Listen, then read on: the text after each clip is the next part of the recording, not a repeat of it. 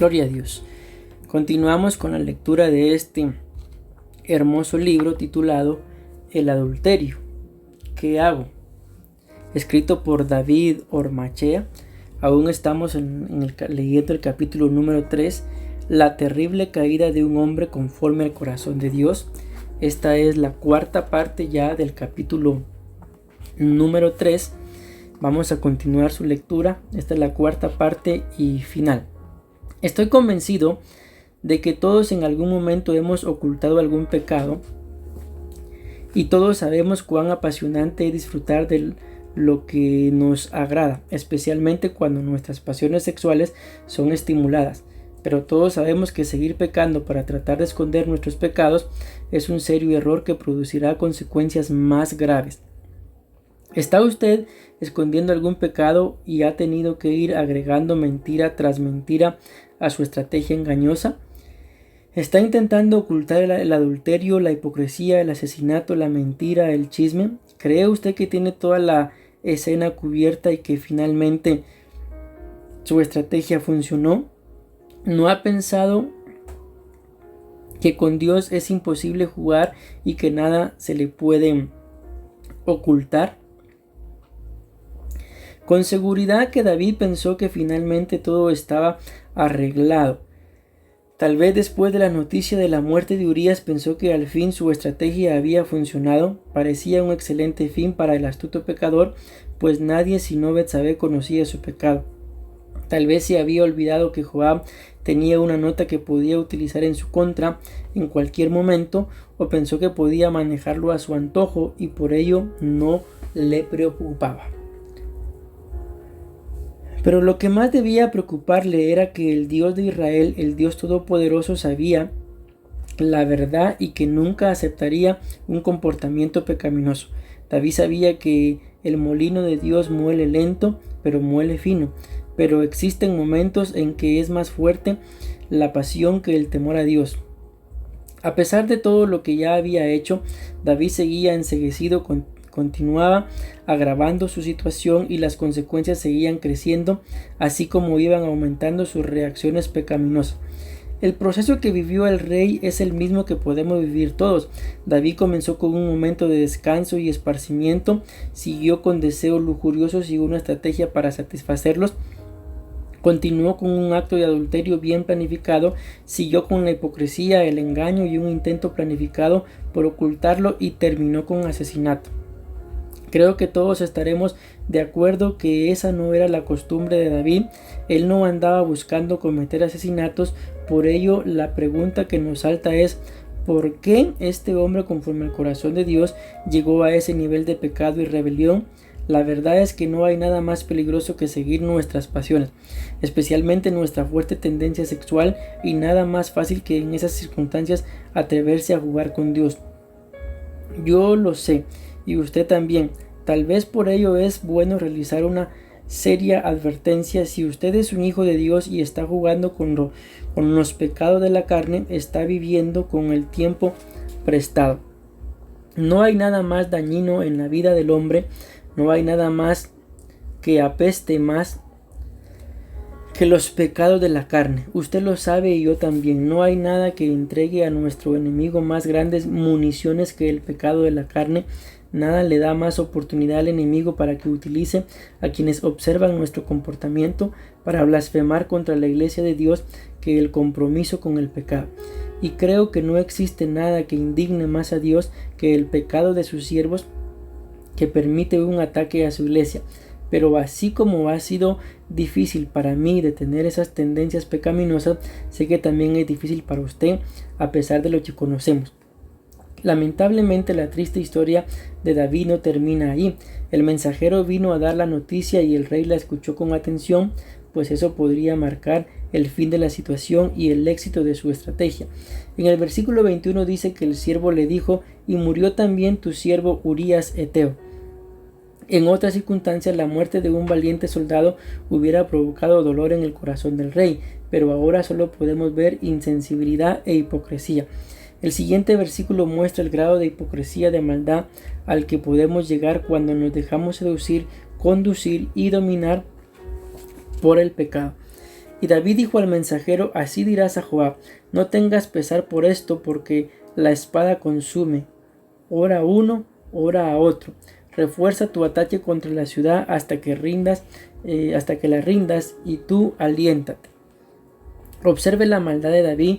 Por supuesto que murieron otros inocentes en su maligna estrategia cuando intentaba que muriera Urías, pero según el relato del capítulo 11, versículos 17, 24 y 25, notamos que no solo él falleció, sino que muchos pagaron el precio de la maldad de David. Urías y otros hombres han muerto, y el rey solo dice: está bien, no importa, no se preocupen, así ocurre en las batallas. La espada puede matar a uno, o tal vez le toque a otro, eso es normal. No se desanimen, sigan adelante y cumplan su labor. En sus momentos de integridad el rey hubiera sufrido por la caída de sus valientes, pero ahora es un momento de maldad, no le importa el dolor de otros y la pérdida de sus vidas. En lugar de caer delante de Dios declarándose culpable de crimen, siguió adelante, y en ese viaje destructivo le acompañaba su compañera de aventuras. Observe lo que dice el versículo 26. Oyendo la mujer de Urías que su marido Urías era muerto, hizo duelo por su marido. Sin duda, no solo era una experiencia de hipocresía que todos en algún momento vivimos, sino también una experiencia dolorosa, pues ella nunca se imaginó que ceder al espíritu conquistador del rey le llevaría a tan terrible tragedia. Pero David seguía tratando de tapar su pecado y de no dejar ninguna huella. Por ello, cuando Urías fue asesinado, se casó con ella. Todavía ni siquiera salía césped sobre la tumba del asesinado Urías cuando los amantes ya formalizaban su boda. Existen momentos en que nuestro pecado endurece tan grandemente nuestro corazón que estamos dispuestos a todo. David y su amante actuaron hipócritamente, pues aún no salía césped sobre la tumba de Urías cuando ellos ya se casaban. Investigar la experiencia pecaminosa de David nos permite observar su increíble rebelión, pero también debe motivarnos a examinarnos y evaluar nuestro propio corazón. Mientras más uno investiga la experiencia de David, más se da cuenta de cuán similares somos los seres humanos. Nuestra naturaleza pecaminosa no ceja en un intento por seducirnos, y no solo a David, sino a todos nos lleva astutamente por donde quiere mientras estamos atrapados en el mundo pasional. Las preguntas que surgen son: ¿qué está tratando de hacer David? ¿Por qué está actuando de esta manera? ¿Cómo puede llegar a tal extremo? ¿Es un pagano que odia a Dios? La respuesta es sencilla: David fue un ser humano con virtudes y defectos como nosotros. Solo recuerde alguna experiencia en la que usted estuvo totalmente asustado, pensando en que si era descubierto se encontraría en grandes dificultades.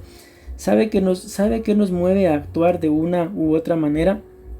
Es el pánico que sentimos por el temor a ser descubiertos. Cuando somos dominados por el pánico, no podemos pensar lógicamente.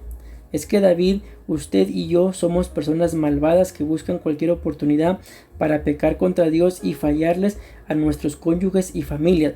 No somos siervos de Dios, pastores, ministros de música, diáconos, ancianos, líderes de una congregación que andamos como tigres agazapados buscando una presa para adulterar. La mayoría de los hombres es como usted y yo, seres humanos pecadores débiles que anhelamos amar a Dios y no fallarle para nuestras familias. A veces ocupamos posiciones de poder, de respeto, y nos rodeamos de personas con quienes nos relacionamos, y en muchas ocasiones somos admirados. La mayoría de nosotros no piensa que las cosas van a escalar a situaciones tan graves, y aunque nuestro intento es vivir para Dios, en ciertas ocasiones y por diversas circunstancias somos más vulnerables, caemos en la tentación, y cuando podemos ser descubiertos nos llenamos de temor. Por eso es que comenzamos poco a poco a ser guiados por el pánico. Tristemente, en esos momentos nuestra juventud, nuestra inmadurez, nuestro mundo pasional, la negativa de nuestro cónyuge a tener relaciones saludables, la falta de intimidad y la falta de cercanía, así como la falta de una relación fuerte y sincera con el Señor, nos pueden llevar a pecados que por temor a ser descubiertos nos dirigen a otros tropiezos. Cuando el pánico nos inunda, nos cegamos, ya seamos humildes campesinos, líderes de una congregación o reyes de una nación. Cuando lo único que nos interesa es cubrir nuestro pecado, y cuando comenzamos a utilizar estrategias pecaminosas nos vamos enredando en todo un mundo de mentiras del que es casi imposible salir, porque hemos cavado un hueco muy grande. Si usted se ha encontrado allí, se dará cuenta de que en cierto momento cree que está ganando la batalla, cuando aparece otra experiencia y nuevamente se ve obligado a mentir. Luego una pequeña temporada de paz y cree que con esa mentira ya quedó todo tapado. Cuando nuevamente el monstruo de su pecado comienza a sacar la mano del montón de la tierra que le ha echado, y una vez más se ve obligado a echarle más tierra, más mentiras, más pecado. Eso era precisamente lo que estaba viviendo David. Él era un hombre conforme al corazón de Dios que cayó en un terrible pecado, que se sintió desesperado y que decidió manejar la situación sin seguir las instrucciones divinas. Es que Dios es tan misericordioso que siempre tiene una estrategia de salida. Junto con ella con la llegada de la tentación, tiene un camino de salida. Él sabe que por ser pecadores caeremos en pecado, pero no quiere que permanezcamos allí, y por ello, por su misericordia, nos ofrece una salida. Tristemente no siempre elegimos utilizarla. A veces creemos que podemos salir aplicando nuestra inteligencia y nuestra astucia y que todo pasará sin que nadie se dé cuenta. Junto con la llegada de la tentación, Dios nos dará la salida para que podamos resistir y ser restaurados, para que no continuemos en el pecado. He pensado en mis propios momentos de confusión y me encanta Dios, pues siempre me entrega una solución. No siempre es la que queremos, ni es tan fácil como nos imaginamos, pues significa tomar la seria decisión de abandonar el dominio de la pasión. ¿Sabe usted cuándo puede llegar a su libertad? ¿Sabe en qué momento puede respirar en paz y volver a vivir una vida normal? Solamente cuando decidimos obedecer a Dios. A veces nos exhorta en su palabra. A veces vemos el dolor de la experiencia ajena. A veces aparece alguien que ama a Dios, que conoce las Escrituras, que nos ama y que tiene la valentía de mirarnos a los ojos y decirnos lo que el profeta Natán a David. Respetado rey, escúchame. Dios te ha visto y te dice que estás actuando como un hipócrita. Tú eres pecador. Tú eres ese hombre el que ha fallado a su Señor. Los críticos y puritanos podrían decir: qué terrible lo que hizo David, ¿cómo pudo haber cometido tan grande pecado? Yo nunca he hecho ni haría algo así. Posiblemente no haya cometido esos terribles pecados, pero ha cometido otros que son tan terribles como este. Usted y yo hemos pecado y en ciertos episodios de nuestra vida nos hemos encontrado disfrutando de la pasión, pero en otros sentimos que nuestra vida está desierta. Sin duda, en muchas ocasiones nos hemos visto como se ve ahora David, el dulce cantor de Israel, el salmista maravilloso, el hombre de buena apariencia, el líder ejemplar. Ahora estaba hecho pedazos. Por responder con pasión a su mundo desviado, ahora vive en las sombras de su terrible pecado.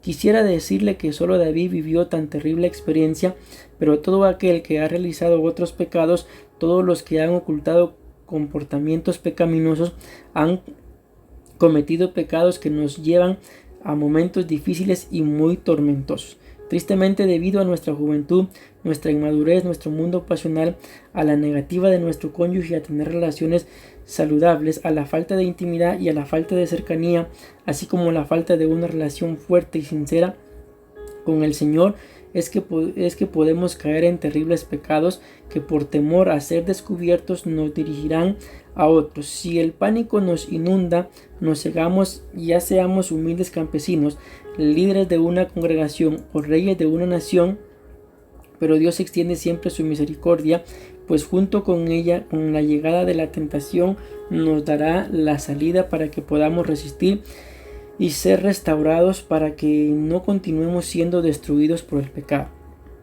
No quisiera terminar este impactante capítulo sin antes dejar en el profundo corazón algunas grandes lecciones. Cuidado, la pasión sexual no disminuye involucrándose más sexualmente, al contrario puede seguir aumentando. Quisiera decirle que es fácil dominar nuestras pasiones, pero usted sabe que no. Usted sabe que cuando nos iniciamos alimentando poco a poco a ese monstruo de muchas pasiones que habita dentro de nosotros, no va muriendo, más bien sigue creciendo y necesitando cada vez más comida. Lo que comienza con el deseo del autoestimularse y a esa agradable sensación nos lleva a una masturbación dominante, la necesidad de enfocar nuestra mente y excitarnos para poder lograr la eyaculación nos lleva a buscar imágenes que estimulen nuestra pasión, esa búsqueda de imágenes sensuales y esa necesidad que puede experimentar cada día nos lleva a la apasionante pornografía y ese desarrollo permanente de la pasión nos lleva al adulterio y a la fornicación. La industria de la pornografía es una de las más millonarias del mundo, pues las pasiones de los hombres nunca se agotan. Quien no tiene una estructura moral poderosa y con principios bien fundamentados en la palabra de Dios no puede poner límites a sus pasiones. Cristianos o no cristianos somos vencidos por nuestras pasiones si no determinamos que ajustaremos nuestra vida a principios más altos y espirituales que nuestros deseos carnales. Con la ayuda de Dios, la oración, el estudio de la palabra, la comunión, la orientación, el apoyo de líderes sabios y el desarrollo del dominio propio, podemos tener fortaleza para luchar contra nuestras pasiones desmedidas, pero esta no es la lucha que realizamos una vez. Obtenemos la victoria y nos transformamos en vencedores para siempre. Es una lucha diaria desarrollar un fuerte dominio propio para evitar ceder al constante asedio. Este problema del aumento de la pasión no solo ocurre con los solteros que debido a que no tienen relaciones sexuales viven permanentemente tentados. Esto también nos ocurre a los casados. El hecho es que tengamos la puerta abierta dentro de la vida conyugal para desarrollar con normalidad nuestra vida sexual. No termina con el incremento de nuestra vida pasional. Esa pasión puede seguir aumentando al punto que aún casados y con relaciones íntimas normales anhelemos cosas anormales. Es que dentro o fuera del matrimonio, cuando nos involucramos en la constante búsqueda de las cosas estimulantes, buscando nuevas formas de expresión sexual, corremos el riesgo de que en vez de que saciemos nuestras pasiones, más bien las aumentamos. Ningún don Juan se siente satisfecho después de haberse acostado con varias mujeres, seguirá necesitando más y más, pues la pasión sexual, si no se la estructura dentro de los límites morales, nos produce una sensación de insaciabilidad. Las pasiones sexuales no se controlan por el solo hecho de casarnos y tener la posibilidad de sostener relaciones sexuales regulares. La vida sexual matrimonial no es el límite de nuestra vida pasional. Cada persona es responsable de tener los valores morales adecuados para tener al monstruo de las pasiones bien controlado. Recuerde, ningún pecado es tan grande que pueda destruir la gracia de Dios.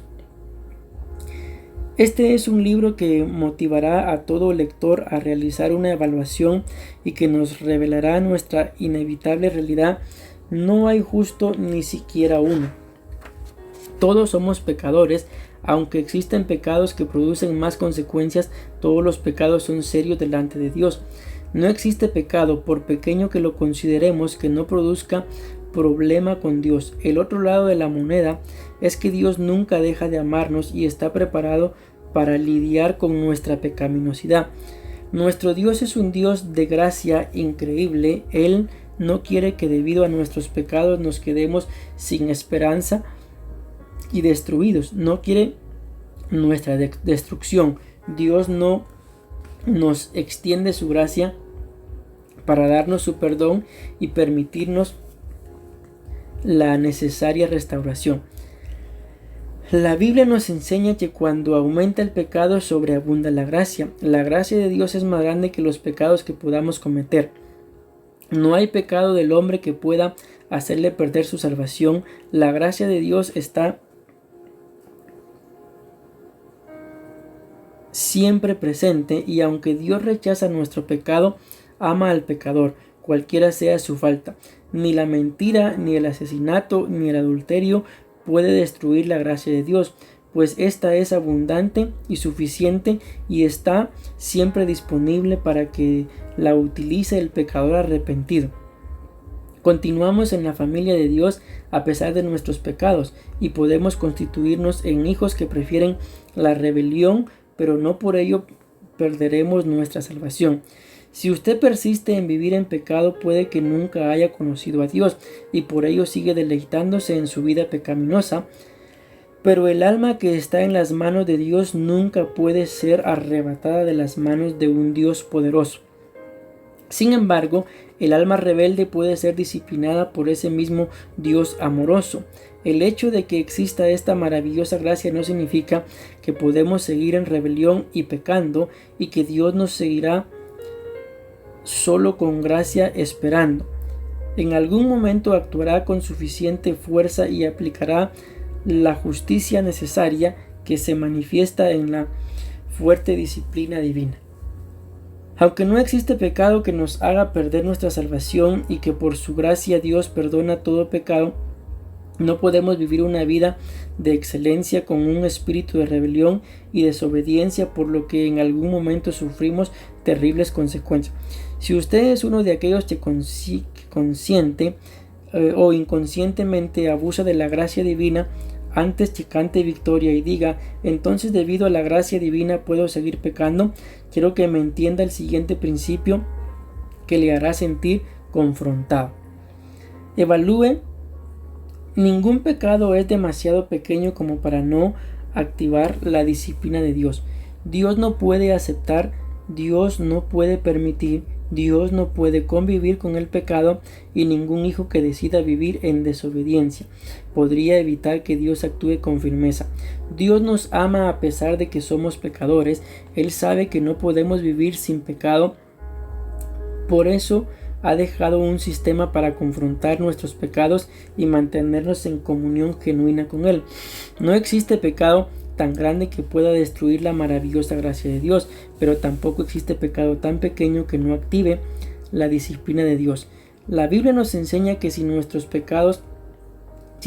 padres terrenales nos disciplinaron porque nos amaban, cuánto más nos disciplinará con amor nuestro Padre Celestial, que es justo, que nunca se equivoca y que conoce muy bien nuestra vida y el proceso de confrontación y restauración. Dios siempre actuará justamente aunque nosotros actuemos pecaminosamente. A veces su disciplina puede mostrarse en una sencilla amonestación, pero en otros momentos con sufrimientos, enfermedades y pérdidas que no son producto del odio, sino que más bien nos recuerdan su amor. Pablo afirma que Dios no puede ser burlado. Gálatas capítulo 6 versículo 7. Todo lo que el hombre sembrare, eso también segará. Este maravilloso juez justo juzga tanto nuestros pecados de acción como los de omisión. Juzga los pecados que cometemos cuando actuamos, así como los que evidenciamos cuando reaccionamos al pecado personal o de otro.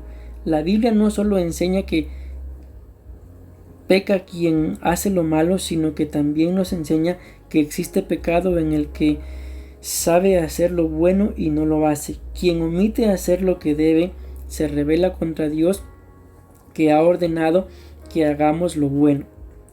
Antes de condenar a quien ha pecado gravemente, debemos realizar nuestra evaluación bíblicamente, pues la Biblia nos enseña que todo pecado inmediatamente obstaculiza la limpia relación con Dios. Este pecado puede ser un acto pervertido, puede ser la fornicación o cualquier otra rebelión. Todo pecado inmediatamente pone una muralla de separación en nuestra santa comunión con Dios.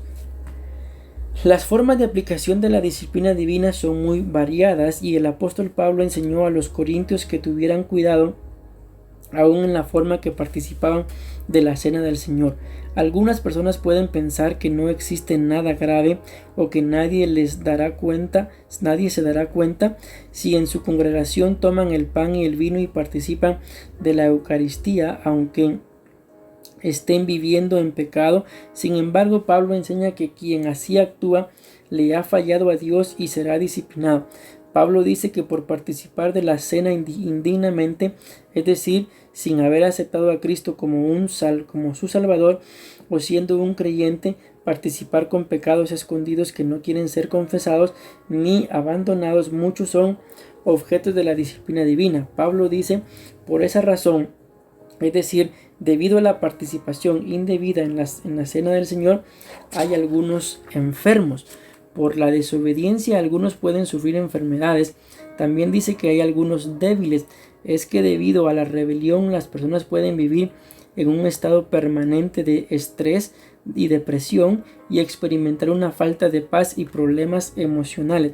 La palabra más grave en la declaración de Pablo ocurre cuando dice: y por esta razón algunos duermen. La disciplina divina puede llegar a ser tan grave que Dios se reserva el derecho de determinar que el rebelde muera. Primera de Corintios capítulo 11 versículo 30.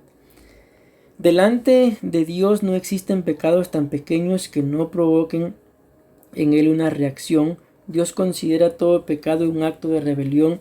No existe pecado que cometamos los seres humanos que sea tan pequeño que no active la disciplina divina. Gloria a Dios. Hemos terminado el capítulo número 3 de este libro de El adulterio. ¿Qué hago? Nos espera luego, pues por lógica, ¿verdad?, el capítulo número 4.